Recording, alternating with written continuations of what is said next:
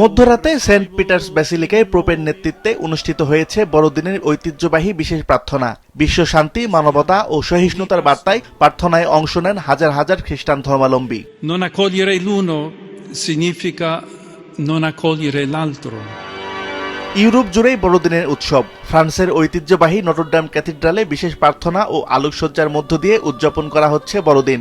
আগুনে ক্ষতিগ্রস্ত এই ঐতিহ্যবাহী স্থাপনাকে ঘিরে এবারে বড়দিনের আবেগ ও প্রত্যাশার বিশেষ মুহূর্ত তৈরি হয়েছে বিশ্বাসীদের মধ্যে।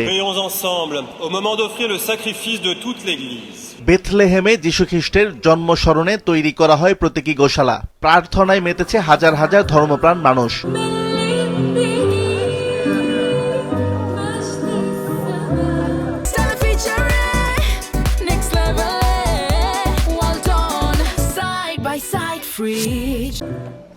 বড়দিন উপলক্ষে শুভেচ্ছা বার্তা জানিয়েছেন যুক্তরাষ্ট্রের প্রেসিডেন্ট ডোনাল্ড ট্রাম্প।